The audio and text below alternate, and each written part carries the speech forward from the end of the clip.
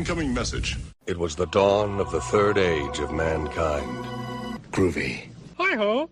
This is me, Kermit the Frog. Hello there. Moopsie. I find your lack of faith disturbing. Oh, for crying out loud. Not a great plan. Program complete. Enter when ready.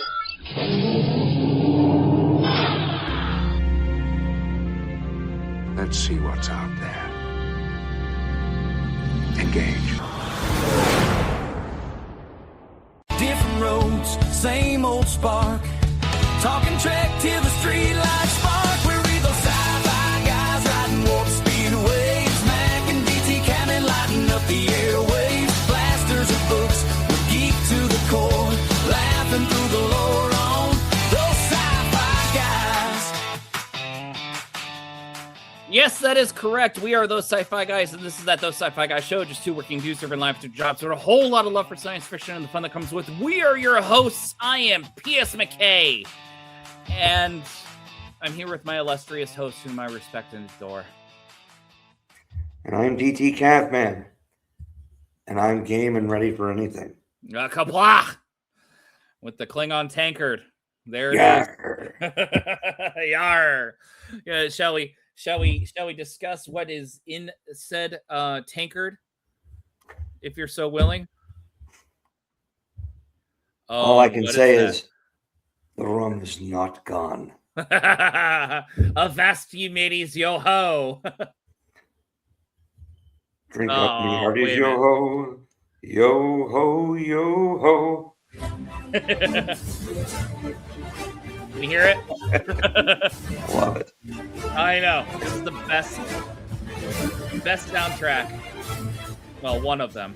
We've gone through many soundtracks on this pod, but I don't think we ever brought this one up. If we didn't, then we were sorely mistaken, because we were. The theme song for this is a bang. Yeah. Oh, Jack Sparrow, where have you been in my life? Anyway. By the way, there was an interesting documentary about Hans Zimmer on Netflix I watched one time. Mm-hmm. How he tours the country doing live performances of some of his themes, and he's jamming is he really jamming out as he's doing it? Yeah. I love it. Like how John Williams will go sit at the piano and do and write things and do it even to this day. Hans Zimmer is very much into the technology, and he's working on computers to conduct. Now, I'm not saying they're not eventually using real instruments, but he's sound mixing and whatnot. So it's a very different style, but again, phenomenal skill. And you guys all know how we feel about,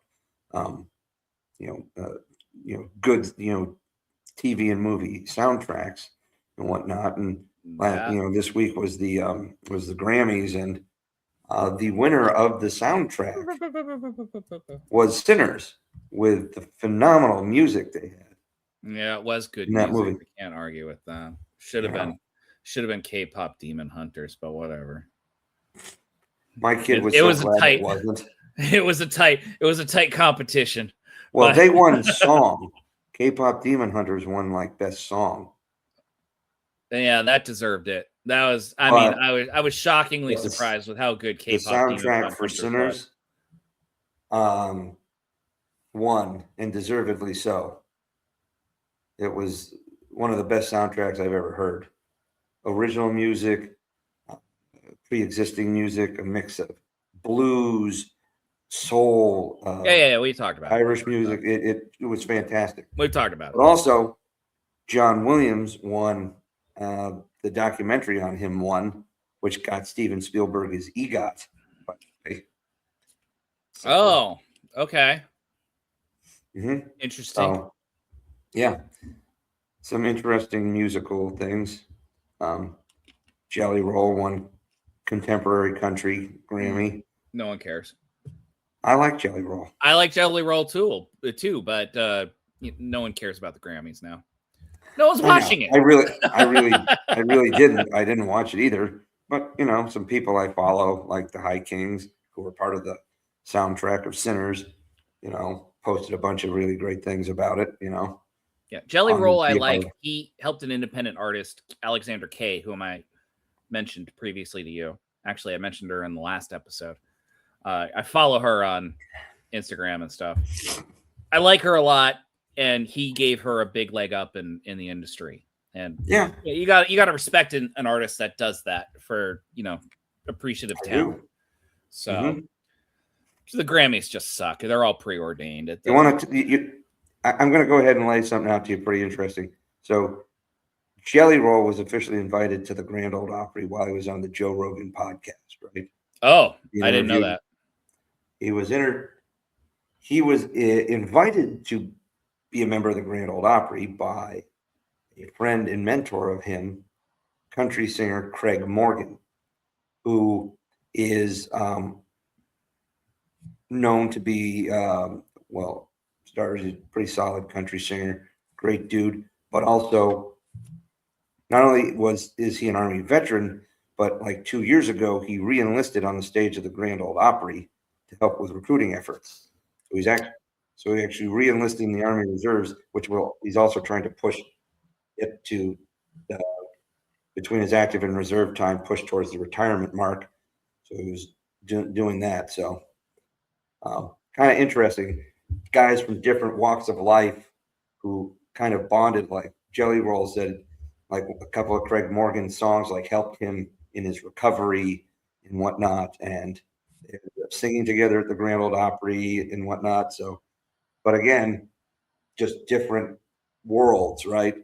I went in, one dude went in at like 18, joined the Army, served his country, went to Panama and Desert Storm and whatnot, and then was doing talent shows in the Army, singing, and then gets out, gets a recording contract, becomes a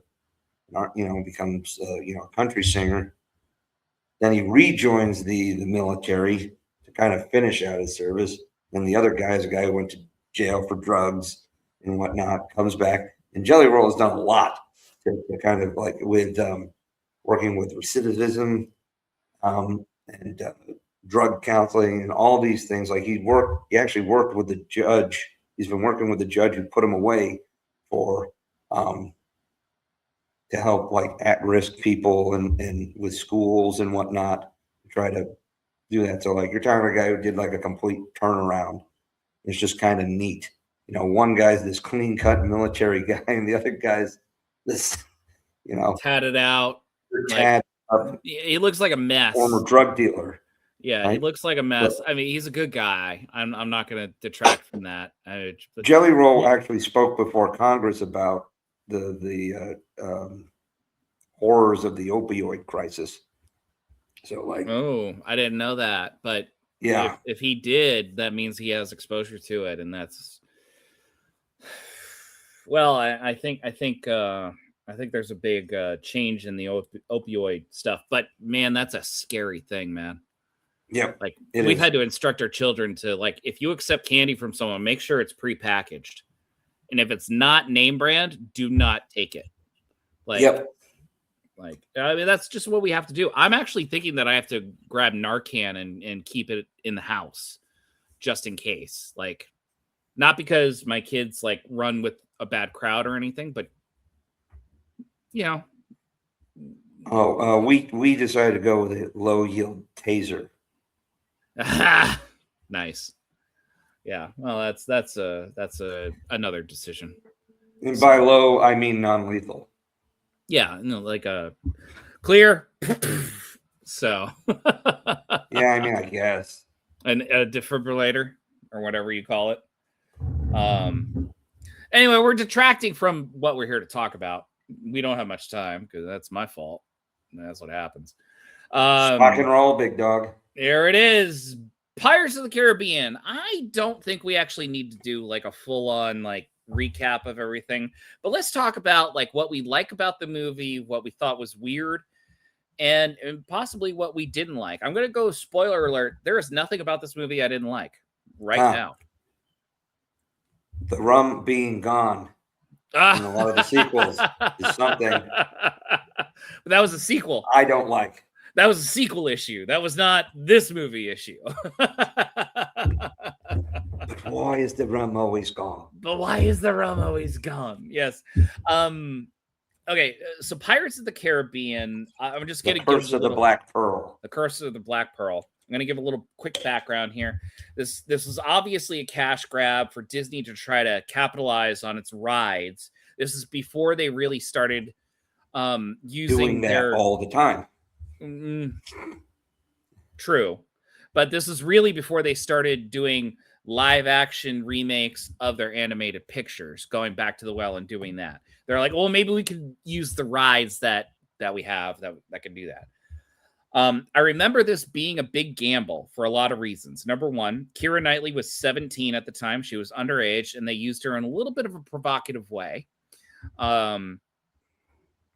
Yes. Not much of a scandal, so to speak, but she was 17 at the time. Well, it wasn't gratuitous. It wasn't gratuitous, but she was 17 at the time. And a rat just ran by my door. That's awesome. Outside.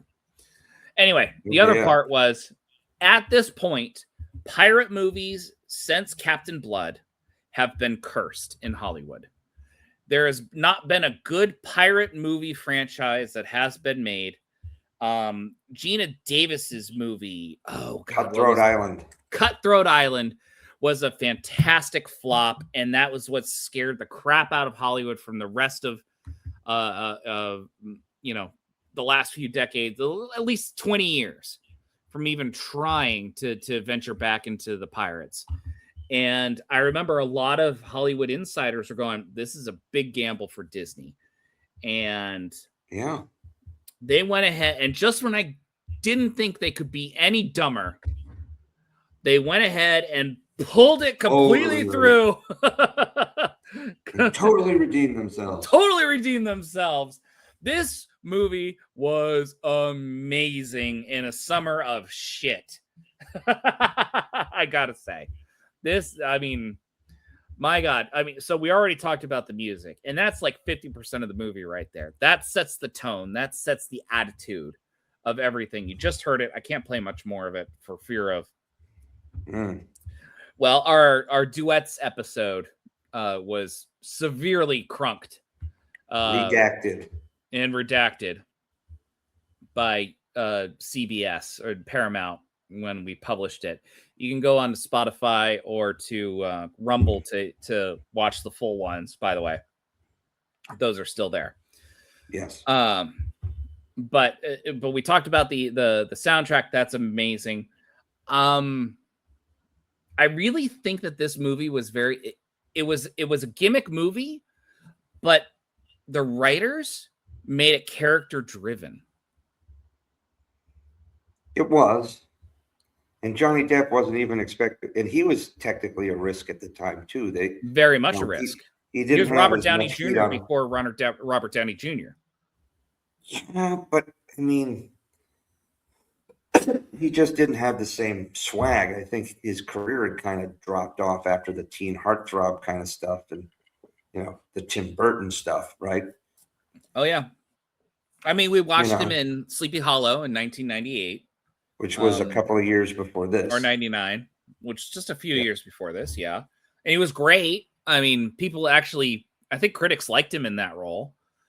And then this was a complete departure where his portrayal of the worst pirate in the world, according to Commodore Norrington. I knew you knew the name. I knew the name. I did know it, but I turned it on. I've watched the first half of the movie before we came in. Oh, you did, huh? I thought about watching it today, but I had a lot of down. I'm taking today and the next 2 days off from work, just because. So why didn't you watch it then? You weren't even working. I was spending time with my wife. I didn't get home till 6:30 tonight, man. Last night I didn't get home till after 7. My wife and I had an opportunity to be able to just hang out and talk and just we didn't have obligations, and we could just have a nice time chatting and sharing funny videos with each other. That's, I'm not going to trade that away for Pirates of the Caribbean that I've watched many times before. So, but it is a great movie. It is a good movie. It is very well done. And the writing's good, and it clearly had to have been an expensive movie to do all the sets and everything. The sets were real. Was a huge gamble. Yeah, I know they were real ships. Real ships. The what was it? The Interceptor? Was it the Interceptor? Yes. That was the same ship that was used as the Enterprise in Star Trek Generations. They didn't even change the color scheme. They didn't change the color scheme. Which means they filmed this off the coast of California, by the way. Everyone, just FYI. Oh, they didn't. They brought they brought whatever that ship was called, the Interceptor. No way that's California. Looking at the water, looking at where they filmed around it, ain't no way. Oh no, but I mean scenes with the Interceptor. I don't know. Yeah, no, the ships, the scenes with the ships and stuff like that, that's all California. But like, when they're on the Ayatollah or whatever it is. The Ayatollah? Oh, no, sorry. The atolls. Sorry. Although that's hilarious. That's ATOLL, atoll. That's hilarious though, if you really think about it. Jesus. I'm not worried. Do you want to keep going? Their primary filming location was the island of St. Vincent in the Caribbean. Okay. The largest island in the country of St. Vincent and the Grenadines, located in the Caribbean Sea between St. Lucia and Grenada. So. Oh, Lord. The Black Pearl and the Interceptor. All right. So that being said, the plot is not overly complicated. Pretty simple. Jack Sparrow scrapping around, wants to get the Black Pearl back. That it was his own ship. His first mate Barbossa betrays him, and then they go mutiny. And they commit mutiny, and they send him off onto a barren island. Sea turtles, mate. We'll bring that up later. Is that why he's? First of all, all right, let's talk about that for a second.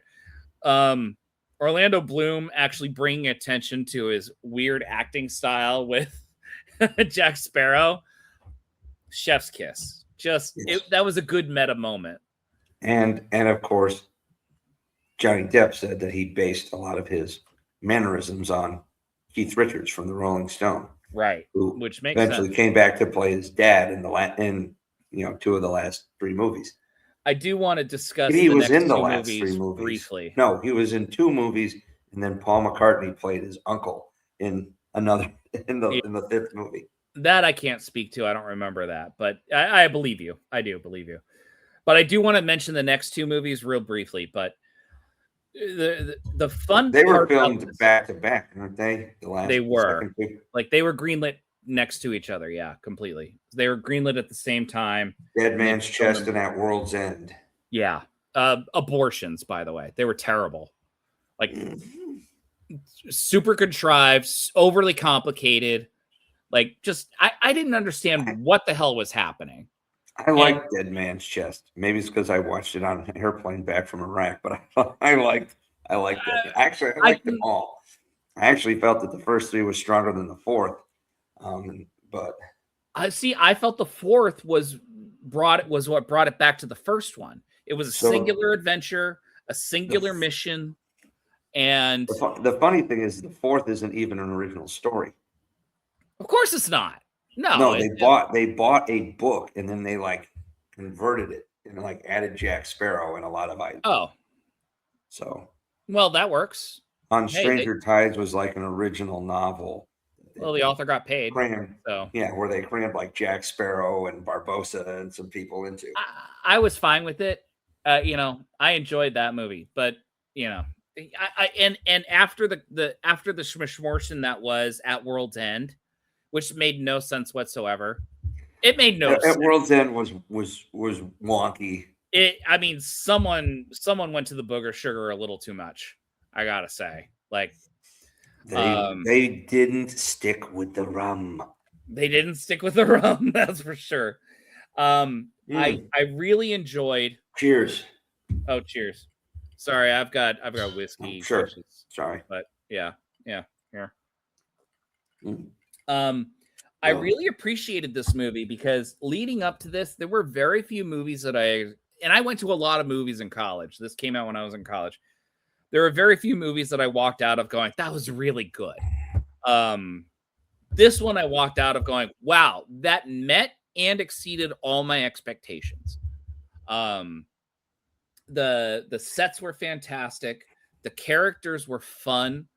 Jack Sparrow was completely original, even though he was based off Keith Richards. We've never seen anything like it.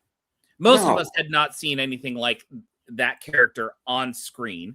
And so much so that a character in the movie had to make fun of the mannerisms, you know? Which was pretty funny too, by the way. It was. And that was a good moment. And you know, that's a lighthearted moment in the movie. Well, Gibbs trying to explain what happens when a man is marooned and they leave you one pistol, or a pistol with one bullet. Well, you know, one bullet's only not going to do much for hunting. So he's like, after a certain period of time, that bullet looks real inviting because people start to go mad when they're marooned, and that's when he goes, "Oh, does that explain the?" Yeah, exactly. It's brilliant. Yeah, by the way, great scene. Phenomenal characters in this too. Like Jack Sparrow is a true original. You have Will Turner and Elizabeth Swann as the, you know, romantic couple, the honorable hero, and it's kind of like the Luke Skywalker and Princess Leia, if they weren't brother and sister, with Johnny Depp playing a little bit of a Han Solo-ish character. I would completely agree with that. Yeah. I mean, so Orlando Bloom's, what is it? Bootstrap Bill's son. What's his name? Will Turner. Will Turner had a lot to prove. He came from nothing. He was recovered, from the sole survivor of a shipwreck. And he was a blacksmith's apprentice and everything. And but he was the one doing all the work. And he was doing all the work. Yeah, that's true. Getting none of the credit at all. Yeah. Agreed. And you know, that's fine. That works. It works. It puts them in a sympathetic position. Fine. I'm all right with that. And then Elizabeth Swann is not terrible. She is not an evil person to her help. She, in fact, doesn't want to conform to the normal social conventions at the time. When we're first introduced to her after she's a child, she's given a bodice and she hates it, which means that she is a female that is going against the social conventions at the time. Or is it not? It's not a bodice. It's a corset. She was given a corset. Well, of course, clearly that wasn't something that was happening in the islands either, where she was growing up. Right. You know, clearly it was for London society, which is what her father said, right? So like her father's trying to maintain this illusion that that's what's happening here in the new world. Right. You know, that you can do that. And Elizabeth is a child of the new world, so to speak, where she's like more comfortable talking to the help. Yeah, absolutely. And it's like, and that's what happened. Why am I being restrained like this? What is that doing to me? You're absolutely correct. I mean, people who grew up in the New World are products of people who were adventurers that wanted to seek out a new life. And those children who lived under that new life were a completely different species, so to speak, which is what Ben Franklin said, I think, about Americans when it came to the comparison of Americans versus Europeans during. I do remember that from the musical 1776. I don't know if it was something from one of his writings, but I remember. It makes it no less true in principle. Agreed. I'm not disputing it. I don't know if you said it or not, but. No, I was going to say the musical, but you cut me off, which I appreciate you doing. So, which is like my favorite musical. Is that really your favorite musical? I don't really like many musicals. That one just clicks with me. You defended Strange New Worlds pretty hard. I mean, like a theatrical musical. Okay, I'm being an asshole. Don't worry. I'm not talking about musical episodes. I have other opinions, but I gotcha. You know what I really appreciate? There was a lot of singing in this movie. A little bit, yeah. Not a sea lot. shanties and pirate singing. Sea shanties and pirates singing, yeah. And they would sing to keep time while doing work too. So I mean that's not just pirates, but seamen, in the age of sail. Anyway, so what I really appreciated about this movie too, and this is totally a Disney thing, and I'm okay with that. I really like that because you don't need to deal with that in the real world. I mean, you don't want to be reminded of it when you're watching a fantasy epic like Pirates of the Caribbean. Is you have Elizabeth Swann being kidnapped by these ravenous pirates, and she's a beautiful woman. She actually prevented her own kidnapping by invoking the pirate code because she finds pirates fascinating. I know, and that's a Disney thing, but she's okay. So she's taken. But after all, don't all good stories involve pirates? Shout out to the history guy. Thanks for that line. Yeah, I get it. I get it. It's true though. I'm just trying to make people will read about and listen to shit about pirates. I'm just trying to make a point. We didn't need to worry about her being violently assaulted by these people because there were rules set in the movie early on that prevented that worry from happening. And when I was in the movie theater, I was very pleased that I didn't have to worry about that. Me too. And it's like when Jack Sparrow is talking with the two soldiers on the dock, and he's like, "What are you going to do?" "Well, I'm going to commandeer this ship, put a Tortuga, raise a pirate crew, and raid, pillage. Raid took the place of something else." Yep. Yeah. Which raid, is fine. Pillage, and raid and pillage. And so this interaction here with Barbossa also reemphasized that the pirates who were cursed could not experience the carnal pleasures of life. Also emphasizing her immediate safety in that regard. Yeah. Especially in the moonlight. Well, the moonlight was a different thing. And, no. And by the way, if she was to be, say, I know what you're saying. In the open in the moon. Yeah, you're right. There's nothing there. You're right. You're right. You best start believing in ghost stories, Miss Turner. You're in one. You're in one. That's a good line, by the way. And that was because it was a transition. Because you're in one. Him stepping into the moonlight. Mm-hmm.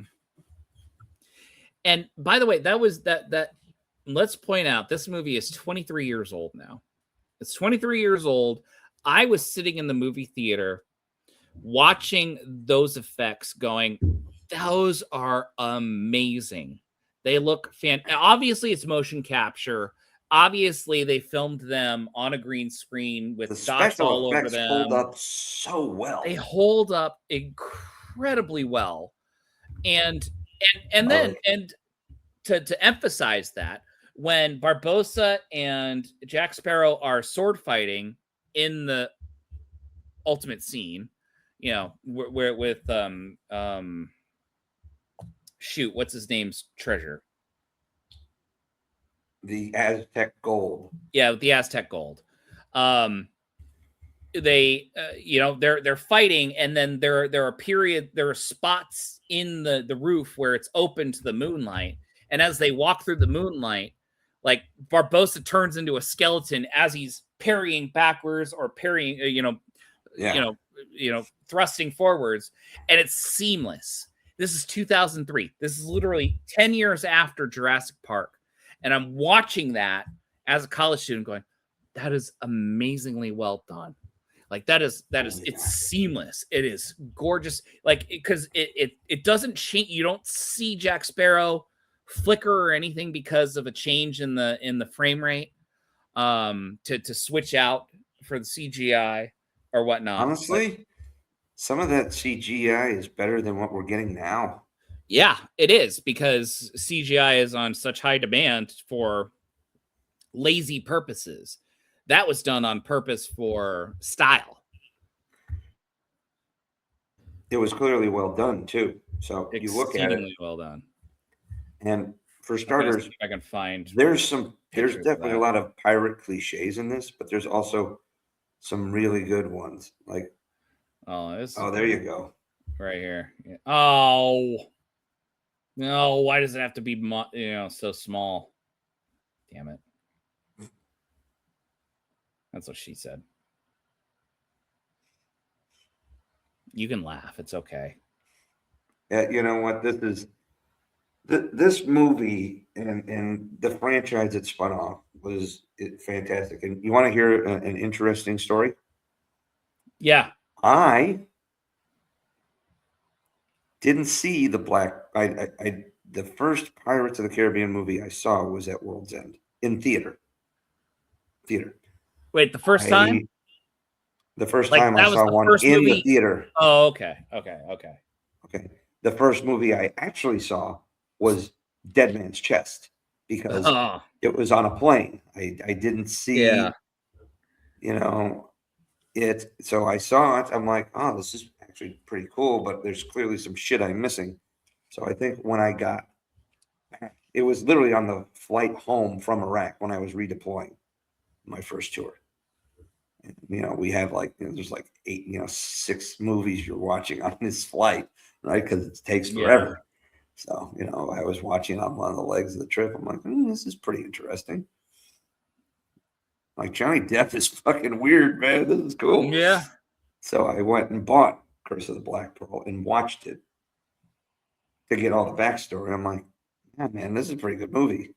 Yeah. And having seen both of them, I then went and when At World's End came out, me and a bunch of friends went and watched that summer. So, that was pretty cool. I watched On Stranger Tides, bootlegged my second tour in Iraq. I think the statute of limitations is run on that. Yeah. And then, what was the last one? The fifth one I watched. Dead Men Tell No Tales. Otherwise known as Salazar's Revenge internationally. Yeah, so I watched that one in Afghanistan. Yeah. Dead Men Tell No Tales, yeah. We can talk about that movie later. I liked that one, by the way. I liked it a lot. But going back to please. Keep going. No. Add. You failed to mention at all my pirate accoutrement tonight. I don't have a pirate hat, but what I do have is a skull and crossed rifles. Let me nope, no, not me. You. There we go. Team Jeddah. More so the skull and crossed rifles. Yeah. As opposed to the skull and crossbones. And oh, damn it. Hold on. There we are. King's Wharf. Oh, nice. All right. That's from Bermuda. Okay. You dress for the theme. I got you. I did. Yes. You care more about our shows than I do. I get it. I do. I really do. But I also decided I wasn't going to not play around a little either. And yarg. You brought your saber out. One of them, yes. Yeah. A real one, my folks. Is it sharp? No, it's dull. I have kids. Oh, that's not an excuse.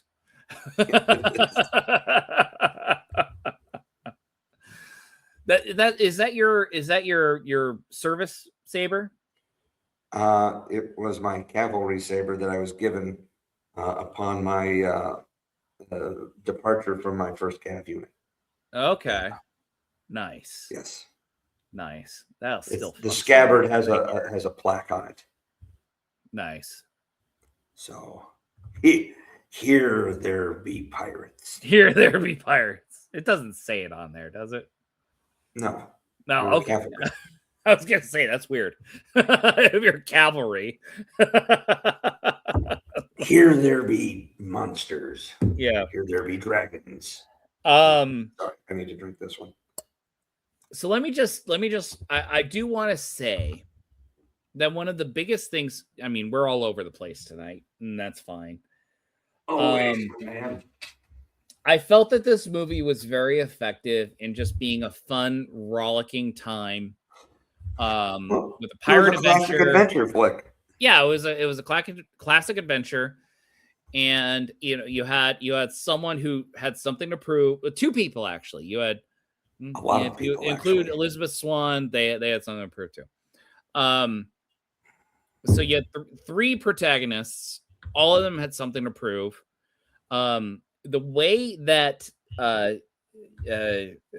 Johnny Depp's character was introduced, Jack Sparrow, was probably the most Captain Jack Sparrow was probably one of the most unique things. He's coming in on a small sailboat. Some would say a dinghy.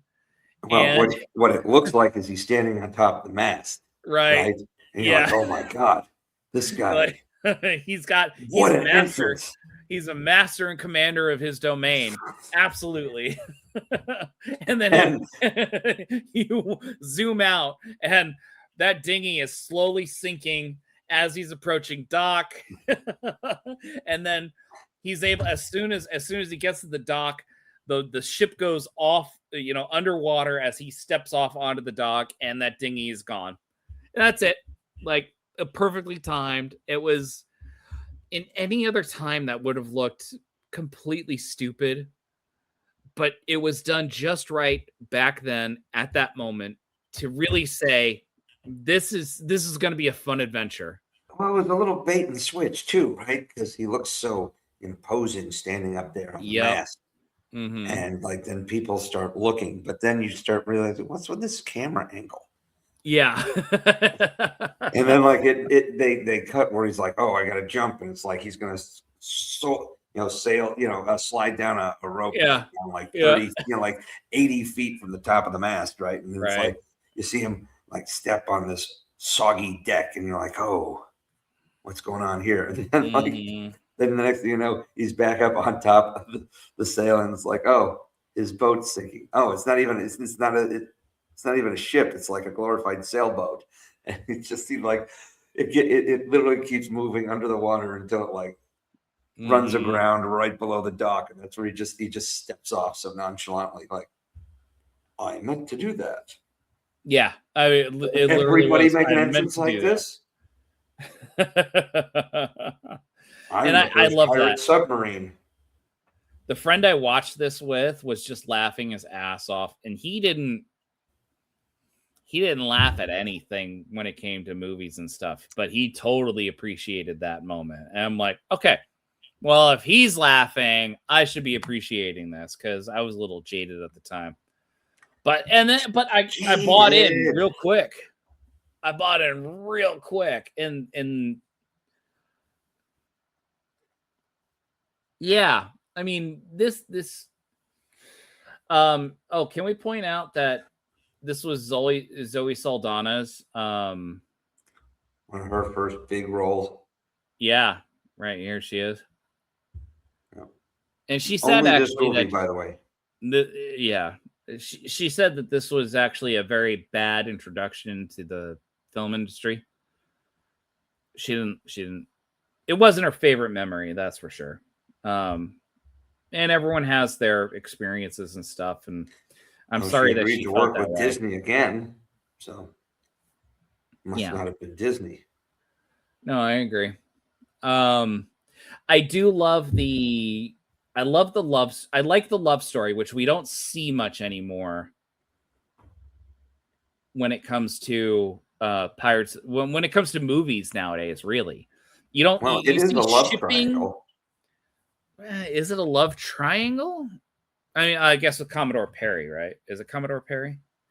Norrington. Commodore Perry was a real American. Not a Where fake the Brit. hell did that come from? Jesus. Battle of Lake Erie. Oh yeah, like I would know that. What the hell? How did I get that out of my head? Okay, so Commodore Norrington. All right, all right. Love triangle. I really liked the love triangle. This is a good, healthy love triangle.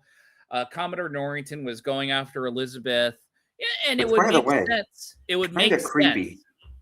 Yes, I know, because he was much older than she was. He was a lieutenant when she was like 10 in the opening scene. He was an adult, and this was her. This was her when he was. But again, it's also British aristocracy and shit. It was a different time. It was a different time. Yeah. And by the way, Disney wasn't afraid to portray that situation, no matter how weird it was kind of historically accurate. Oh, absolutely. Now, let me ask you this. If Pirates of the Caribbean was made nowadays, do you think that the governor would be portrayed with a young black boy fanning him this time? Maybe not a Disney movie. No. It is historically accurate. It's historically accurate, but Disney would never do that. They would never do that with a young black actor. It'll be one of them Irishmen that they sent to the Caribbean to be basically indentured servants. Yeah, look that up. That happened. That's on the Barrier Islands, and they still speak with an Irish accent. Mm-hmm. Yeah. So there you go. It's okay. You can oppress the white white dude. Oh, that's the rum talking. Be careful, BT. No, because that is exactly what happened. In fact, there's a lot of correlation with that. The indentured servitude was part of the Irish diaspora. So. No, I agree. I'm just making and that's how they would probably change it. Yes, they absolutely would, and they wouldn't have shown this with Commodore, what's his name, or Lieutenant Norrington. Thank you. Being around a young Elizabeth Swann, they never would have shown that nowadays. They would have shown. They would have. Ironically enough, they could have shown him as like a midshipman who would have been like 15. Yeah, he could have been young. Kids joined there were kids, especially if you had come from a wealthy family. They were sending kids to sea at like 12. They didn't like do like a naval academy, like learned at sea. No, it was all like a commission on the job learning. So they could have made him like, a younger man. But they didn't, and that's important. Well, because he wouldn't have been a Commodore 8 years later. Right. In fact, in the Royal Navy, he wouldn't have been a Commodore 8 years later anyway. I was going to say 8 years later, he was a Commodore already. Like, what the frack? We had a long discussion about what a Commodore is regarding Star Trek. And so the thing is, this is probably like, when this is taking place, maybe around the time of Queen Anne's War. Maybe you might have heard of the Queen Anne's Revenge. I've heard of it. I don't know much of it, though. So maybe he earned a battlefield, a promotion or two. Plausible. Or maybe he's got a rich family. Can I share with you an absurd thought that I had when I was watching this movie in the theater? Go ahead while I switch cups. Because there was a moment at the end where Barbossa went to his men and said, "Okay, boys, time to take a drink or take a bath. Take a walk. And so you had all these pirates that, once they get into the moonlight, and it was a full moon that night, they turned into these creatures here, and they were all walking on the seabed floor, eventually to raid the British ships and everything. And this is like, let's say it's the 1600s. No, this is the early 18th century, so the 1700s, based Early on style of 1700s? clothes and weapons. Okay, thank you. So let's The say it's the golden early age of 1700s. piracy. Yeah, let's say it's the early 1700s. Yeah, let's do that. Although Sir Francis Drake was really the golden age pirate. Yeah, whatever.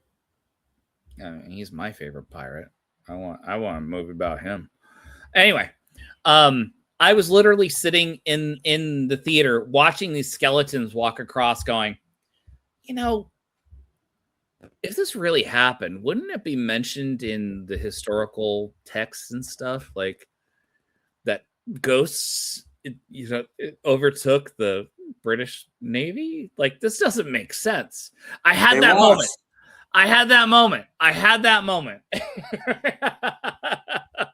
I'm like, this has been so historically accurate, using, historically accurate, so to speak.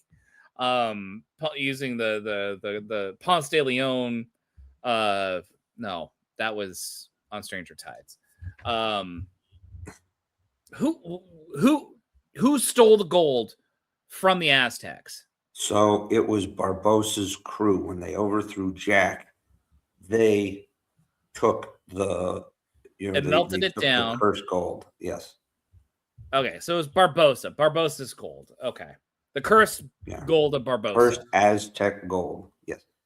All right. Barbossa explains that the medallion is one of 882 cursed pieces of gold used to bribe Hernan Cortez to stop the slaughter of the Aztecs. After finding and stealing the cursed gold on Isla de Muerta, the crew became cursed undead zombies who cannot feel pleasure or pain. To lift the curse, the crew has to return all the gold with an offering of blood from each member. But one medallion belonged to Bootstrap Turner, a crew member thrown overboard after the theft because he opposed them overthrowing Jack Sparrow in the first place. So that's why they needed the blood. Is that all spelled out? I just read it to you. You read it to me, but is that spelled out in the movie? Mostly. It's in the scene where Barbossa has Elizabeth in his cabin. He talks about the curse.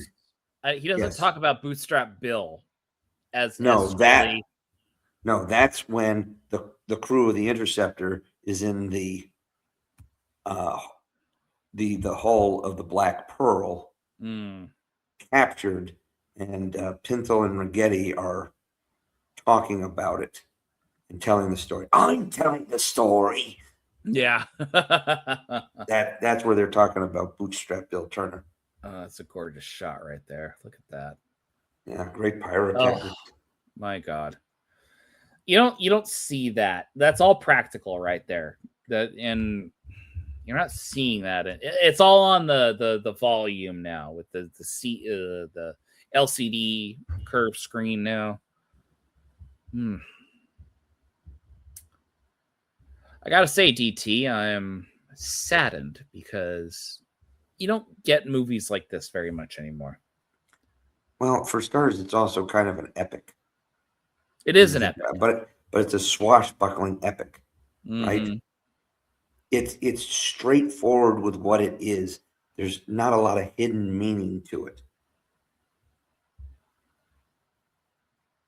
No, and I do appreciate that. I mean, there's like little hidden meanings here and there. I mean, it's in some ways it's a little coming of age. Again, I'm not proving yourself, off, but earning the girl, proving yourself to the girl. Right, but it is a bit of the classic hero's journey, right? Mm-hmm. Oh, absolutely. You got some flavors of Star Wars there, in the structure and storytelling. It's clearly its own thing, but you have the hero, you have the damsel, you have the mentor, you have the quest, the villain, all of that. Although in this movie, the mentor slash sidekick slash comic relief steals the entire movie. Yeah, Much so that really it did. becomes basically his series. Yeah, Really, the trilogy was supposed to be, I think, Elizabeth and Will's love story. Yeah, and then he wasn't quite an antagonist, but a chaotic neutral, really. Oh, Or Jack good Sparrow. chaotic. Yeah, Jack Yeah. Sparrow is what, a good chaotic, do you think, or a chaotic neutral? Kind of a chaotic neutral. I mean, I maybe would the best, kind of agree with that. Yeah. mostly because they cut the best scene out of Dead Man's chest. People aren't cargo mate piece. Oh, yeah, that's right. He did say that in that deleted scene. And it's That's such right. a fucking crime that they cut that out. That explains everything about who Jack Sparrow really It is. really does. Yeah, you're absolutely correct. And he basically was branded a pirate because he refused to transport slaves and Yeah. set them free. Yeah. No, that's all true. That's all accurate. People on cargo, mate. People on cargo, mate. Were we right violation if we played a fucking deleted scene? You know what? Can you find it? Dean, never mind. I'll find it. I'm sure I could. Hold on. Aren't cargo, mate. There we go. I found it. Hold on. It's really short.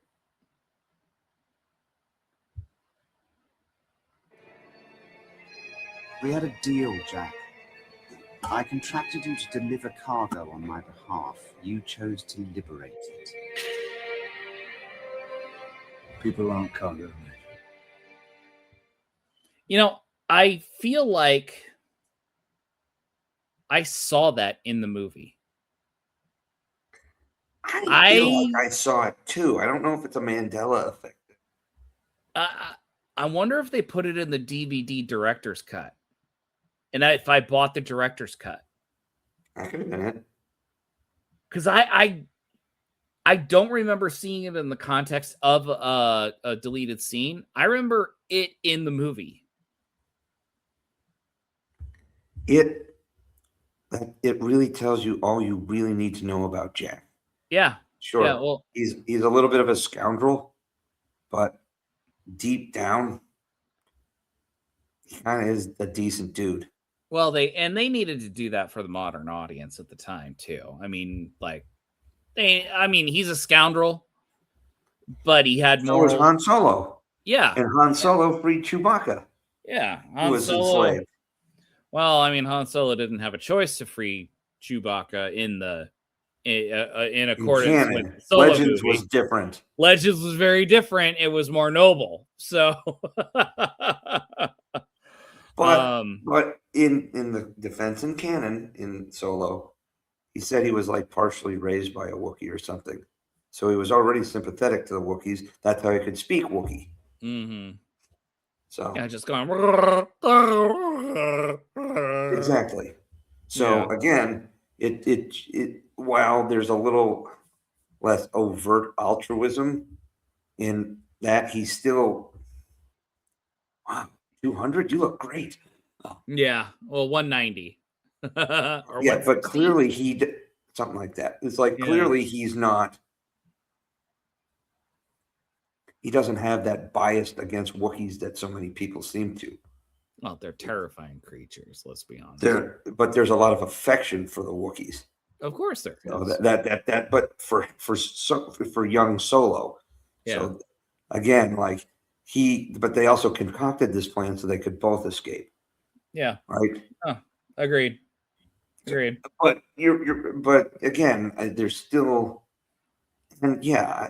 There's a little bit of correlation, like Jack Sparrow is Han Solo-esque character, but he's also so much more because he's, so much double talk and scheming and whatnot. But he's in so many ways, he makes the right call. Yeah, no, and that's what's endearing about him for the audience, and they did it well. They did it right. Like it's really hard to tread that line for a pirate, especially back then, to be able to be well liked in a pirate environment back then, to be well liked now. I'm not explaining that very well, but I think the writers really did a good job in all these characters, and all of them had a good arc. They all had a good arc. Elizabeth was able to prove her own worth individually and to show how strong she is.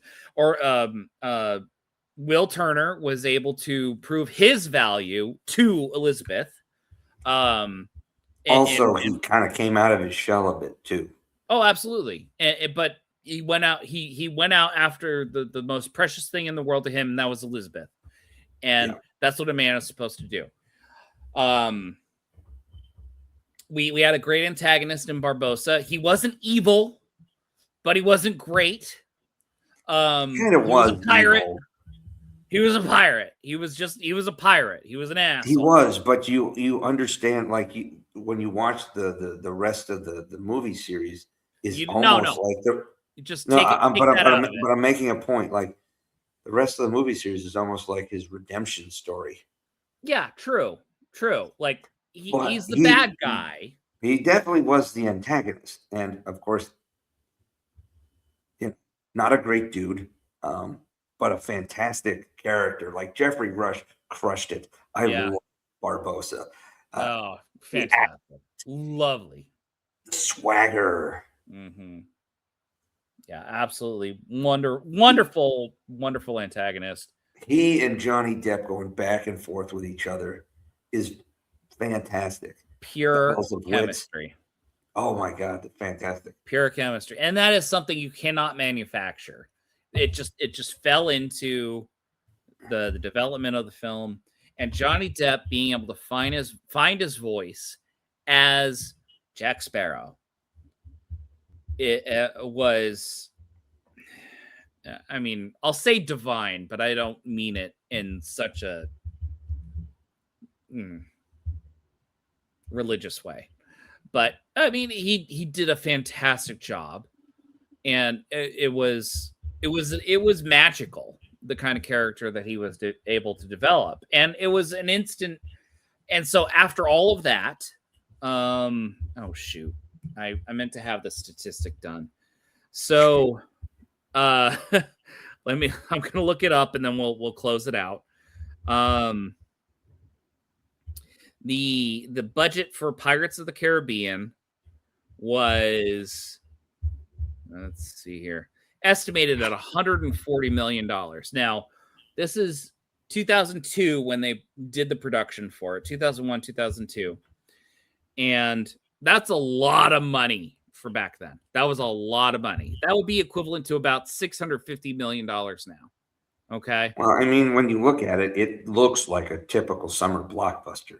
It does. Like the effects, the scope, the setting, the adventure, the cast. Yep. I mean, Keira Knightley was pretty new. Orlando Bloom was, but he was doing this. Yeah, and Orlando Bloom this was like right at the same time he's doing Lord of the Rings. It so was right after. He did Black Hawk Down, then he went and did this and Lord of the Rings. All in like, about Black Hawk Down. Black Hawk Down was 2000. 2000. It was 2001. It was late 2001. The movie came out, in 2001, or either in December or January. My film professor for 2002 said that Black Hawk Down deserved the Academy Award for Best Picture. Well, it was fantastic. I went to see it in the theater. Oh, I did too. It was my first date with my wife, and that was the worst idea ever. I went. When I was down in the Caribbean, actually, on a swim training trip when I was in college, and we would go down to St. Croix and we would swim for a week, like in outdoor pools, long course, Olympic sized pools, right at like 2 days after, like 3 days after New Year's, you'd show up. We'd swim a couple of days at school. Then we would go down to the St. Croix for a week, swim, tan, work out. We'd come back, and then we'd do the back half of the swim season. But while I was down there that year, I was reading Black Hawk Down. So this was January of 2002. And I'm reading Black Hawk Down on the beach. And when I said, well, we're coming back, and like we had a Saturday morning meet, and I was like, I'm going to see Black Hawk Down this. And I asked some of the dudes, hey, do you want to come? And like none of the dudes were like, no, man. But 8 members of the women's swim team said, oh yeah. And it was me and 8 members of the women's swim team who went and saw this movie. Yeah. So first, it was a very odd looking crew. Were they all taller than you? No, most of them weren't actually. Okay. All right. Oh no, you know what? I'm thinking of volleyball women. Never mind. Yeah. No, these were my teammates. Yeah. We all went to see Black Hawk Down. And you of course, went with your harem. That was. I mean, from what it looked like from the third party. I'm sure it probably did. One dude taking 8 women to a war movie. Yeah. Must have looked strange as fuck. That's a weird blend right there. No, you know what that would look like? A flex. I mean, I agree. That's why I said harem. So, but ironically enough, I wasn't dating any of them. But no, it's all good. And you never did. No, I really didn't. I didn't. It did. Sorry, I'm sorry. Just it is what it is. That was a Simpsons reference. Yeah, but that was like Orlando Bloom's. Like I think that was one of his bigger early roles, and then he got both Lord of the Rings and Pirates, which were filming at almost the same time. Yeah, like I think he must have gone from this right to Lord of the Rings and then right to Pirates. All right, so they filmed all 3 Lord of the Rings movies concurrently. Okay. Right. And then right after Lord of the Rings, he probably went to Black Hawk Down. What year did the Fellowship come out? The Fellowship came out in 2003, but they started filming in 98. Fellowship came out in 2003? I thought it came. Yeah, no, Fellowship. No, I'm sorry. Fellowship came out in 2001. And then Two Towers came out in 2002. And then the last one. 2001 was, so he did Black Hawk Down and then this. Like, I mean, the guy was like the busiest guy in Hollywood, clearly at the time. Oh, yeah, absolutely. Absolutely. So. And to be to be in 2 huge franchises concurrently is insane. Mm-hmm. Yeah. It's like Christopher Lee, who went from shooting that into the Star Wars for 2 movies. He did Star Wars and Lord of the Rings at the same time. Yeah, that's true. Yeah. But it's Christopher Lee. He could do anything. The early aughts were a weird time for movies, man. Like, I remember 2000 was a terrible movie year. But then the early aughts brought us a whole bunch of this. So it's interesting. I do want to say the budget for Pirates of the Caribbean, The Curse of the Black Pearl, estimated at $140 million. I would tend to agree that is the budget. It may be a little bit more, maybe at 160, 180. For the other movies? I don't know. I'm not going to explore that. But the opening gross for the weekend, the first weekend, was $46.6 million, which didn't bode well. Actually, it didn't bode well. Not at that time. Remember, this came out in 2003, and this is after Spider-Man earned $114 million in the opening weekend. Fair enough. Disney was thinking, we should get more than this. This one kind of almost made it by word of mouth. It really did. And that's why I saw it. I saw it a month after this movie came out in the theaters. And so it had a gross worldwide accumulation of $654 million, which is a healthy profit. I saw so many movies that summer, and I didn't see this one. I saw some clunkers, one of the Die Hards, one of the I think it was Terminator 3, like some real not awesome Terminator movies. 3 was awful. I walked out of that going, Arnold Schwarzenegger was a victim of this movie. Like, we had signs on our front door going, "This was Terminator 3 was terrible, but it's not Arnold's fault." It wasn't. He did the best he could, but but this movie made a very healthy profit of at least $150 million back in the day. And then the next two movies, I would say, don't watch. Just don't watch. It's not good. They're not good. I'll disagree with you on that. And that's fine. You can. I don't recommend them. They're very convoluted. They are, especially once you get to the third one. Yeah, I mean, anything that happened in the second movie doesn't matter in the third movie, but the third movie makes more sense than the second movie. So it's like, yeah. Well, honestly, it was they got a little drunk on power and rum. Yeah, and, really cranked it up there. That's probably why the rum was always gone. It was in the writer's room as they're putting more and more plot twists into the movie. There shouldn't be a writer's room for a movie. I'll point that out too. So it was double against them. What will you give this a grade for? The first movie is definitely an A. Yeah. It is fun. You can follow the plot. The characters are fantastic. You get really good performances. You have a stacked cast when you go back and look at it, right? Like this movie turned Orlando Bloom and Keira Knightley into stars. This kind of turned, I think this helped cement Orlando Bloom more as a headliner, as a star, because he had a big role in Lord of the Rings, but he was more of a secondary character. Yeah. And they really revolved a lot of the first three movies around Will Turner and Elizabeth Swann. They were good characters. It was fun. That's what it boils down to. This was a fun movie. It wasn't like dumb. It wasn't like schlock fun. I mean, at times it was a little cheesy, but it was rousing. The writing was crisp. It was funny. It was entertaining.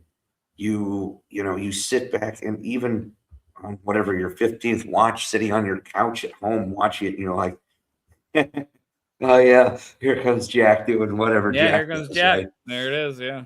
So, and then I agree. Man, Will really gets no credit in the first movie. He's like, all the compliments to his boss, and he's sitting there like, yeah, I'll tell the drunken asshole. Yeah, the fine blade that I made. Sure, whatever. Yeah, yeah. The finest blade in the dorks. Western Hemisphere that has ever been made. I agree. I'm actually gonna go over your head and say this is an A+. I will actually say that this is one of those rare movies in the 21st century that is a perfect movie. Okay, I'll see your A+. I'm not going to raise it. There's nothing beyond that. I know. There's not. I mean, but I do feel like I'll see your A+ and I'll call. Yeah, I do feel that this is one of those perfect movies that we rarely see nowadays. Here we go. I'll finish it. I'm not done. Well, that's me calling. So, I'm almost done. That's me going all in, basically. But I agree. I mean, this is one of those few perfect movies that we've seen in the 21st century. And we may have to discuss Infinity War and Endgame in that regard at some point. There's a few. Because there are opinions out there, and maybe we should explore that. But Pirates of the Caribbean, The Curse of the Black Pearl, probably one of the tightest stories that we've seen in the modern era, and I say modern in the last 26 years. It is the best of the 5 movies, and one of the but best I think, character-driven stories too. Yeah, it had no business being that good. It really Let's did. face it. It's based on a theme park ride. Exactly. An outdated theme park ride, which, by the way, if they didn't have a Pirates of the Caribbean film franchise, that thing would have been gone 20 years ago. Oh, absolutely. But now they've added Jack Sparrow and like Davy Jones, and people go to that. Like there's a line for that now. Oh, they still there are themes. There are memes of people going, when I smell the Pirates of the Caribbean water when I walk into the ride, like like you know, people smell it, and I smell it when I go to Disneyland and we walk in. As soon as you walk in through that front arch, because it's built a little differently, it's more open to the park in Disneyland than it is in Disney World. But you know, once you walk through that arch, like that smell of that chlorine, like it brings everything back to you. Like yo ho, a pirate's life for me. So I haven't been to Disney since 2019, right? All right, when I first took Mrs. Cavman to in 2009 was her first trip to Disney World. We did go on the Pirates of the Caribbean ride, and there was Jack Sparrow here and there, right? Mm-hmm. And that was, you know, the first 3 movies had come and gone. In 2019, I heard they added some more stuff because they had 2 more movies since then. But I didn't go because my 8-year-old kid wanted to go on that Goofy's Barnstormer ride, and we sat. Oh, that's a terrible ride. Ever, but she was 8, and it was her first trip to Disney, so we did that. And my parents and sister, who also came with us, they sat and waited, and the line for that was long. They're like, "We're gonna go," because we all got soaked on Splash Mountain, and then we ended up over there. And then they're like, "We're gonna go whatever over here." Yeah, that and then they wandered over, and they went over, and then they went over to and they did Pirates of the Caribbean. We met with them. When we finally got through, we walked over there, and they had just come out. So we walked through the gift store. I'm like, I really want to go on this ride. I wanted to hear the song. It's well done. I want to hear the song. It's still classic. They've made changes to it, but it's still a very classic ride. And you can't help but appreciate all the Imagineering that was brought into it. And it was very well expressed in Pirates of the Caribbean, The Curse of the Black Pearl. Well, there's so many. If you look at the Black Pearl, like the guy with the bone to the dog with the key. Oh, yeah. That's from the ride. Yeah. Like when they're raiding Port Royal and all these people are chasing women and like carrying them away and stuff is all part of the original. His first mate was with pigs. He was hugging pigs in mud, or we hope it was Gibbs mud. When they found Gibbs. Yeah, we hope it was mud, by the way. Like it wasn't just mud. Yeah, yes. but that was in the ride too. I mean, all of that. So it's funny. Like this guy Kevin McNally who plays Gibbs, who was fantastic in the role. Love Gibbs. He was a delight. He was an absolute gift. He had the very piratey sounding voice, but he was the pirate historian, like the guy who was a pirate, but he was also a former royal seaman, and he was, kind of had some scruples. But he was just, one of these guys who he kind of stole a lot of scenes. He was a lot of fun.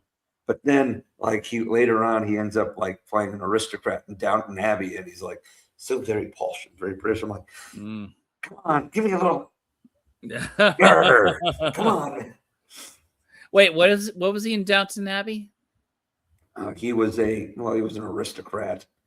He had a small recurring role in a couple of episodes. Okay. Well, I saw the whole series, and that was a good series. But that series was a series where you didn't watch with your phone on. You put your phone down because everything that was said had meaning. Yeah, it was a great series. My wife and I enjoyed it very much. Yeah. If you remember the maid Ethel, who got thrown out for hooking up with the soldier when it was a hospital, and got pregnant, and he died. Oh. And she ends up working as a prostitute. I vaguely remember that. Yeah. McNally plays I remember the soldier's parent, the dad, and the parents they don't want to claim the bastard child, so to speak, at first. So he's plays a real dick. Yeah, but then the from Downton, the guy from Downton. But then the next Pirates movie comes out and there's Gibbs back. I'm like, oh yeah, that's so much better. Yeah, hit me with your chivalry. Oh my god, your pirates code. Oh, just bathe me in the pirates code. Well, when the last Brethren court met, they were skint broke. All right. Those don't look like pieces of eight. What were we supposed to say?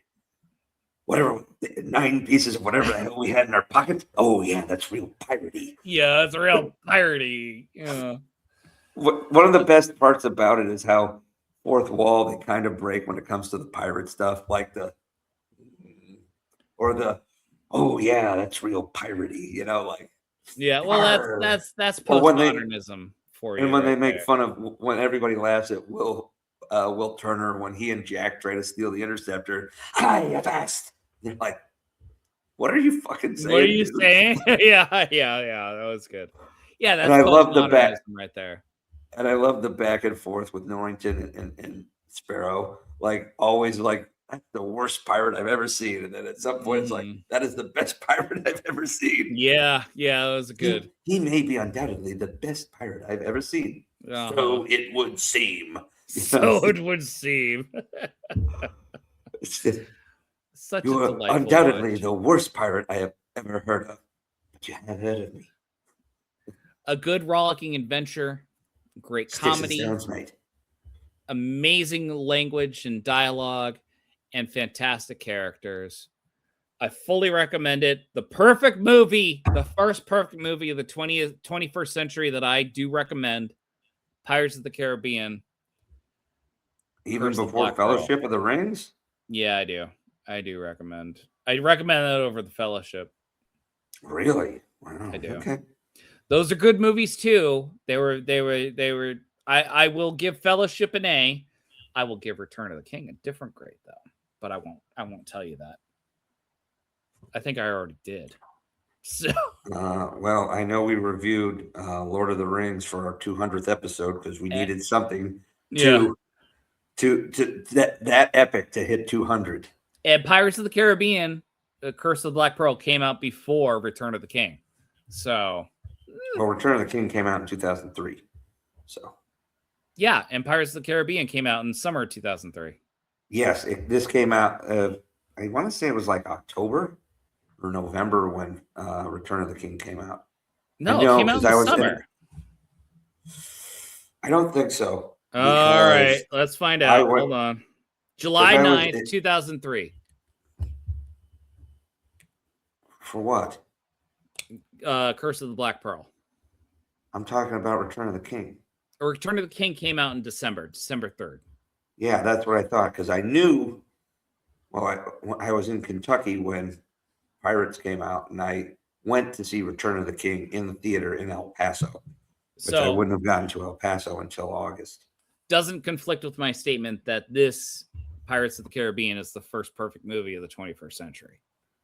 It is a great fucking movie. I'm not gonna lie. I would not dress up for a mediocre movie. You would not. But you have stayed up late. So on that note, everybody, until the next time, thank you for joining us. You guys keep dreaming. We'll keep working. I am P.S. McKay. We're those Sci-Fi guys. Take care. And I'm DT Cavman.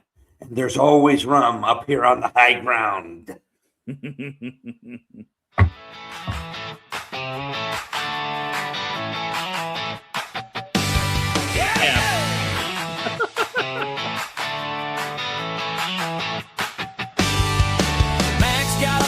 man that can warp the stars.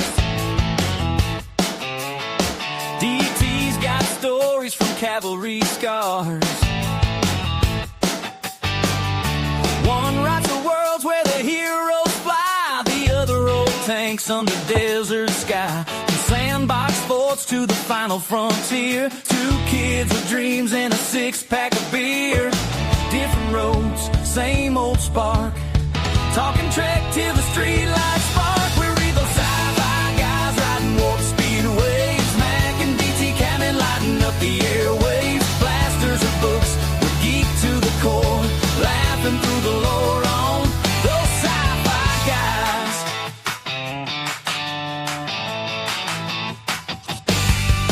Mac spins a tale about a rogue AI. DT counters with, man, I drove that guy. From doom to doom, we argue the stakes while the coffee gets cold and the pizza box breaks. Childhood pals in a grown-up fight for the best damn death scene on a Friday night. Pixels or pages, we're never done. Two working stiffs chasing alien sun. We're in those sci-fi guys riding warp speed waves. Mac and DT camming, lighting up the airwaves. Blasters and books, we're geek to the core. Laughing through the lore on those sci-fi guys. Yeah, yeah. Yeah, yeah, yeah, yeah. Well, yeah. No capes, no powers, just regular days. But we'll save the galaxy in our own ways. Max drafting novels in the dead of night. DT's got tank tracks, turns them into light. Together we're louder than a hyperdrive scream. Two regular dudes living the sci-fi dream. Yeah, yeah, we're with those sci-fi guys riding warp speed waves. Mac and DT camming, lighting up the airwaves. From the sandbox to the stars, we'll never say die. Tune in, geek out, those sci-fi guys.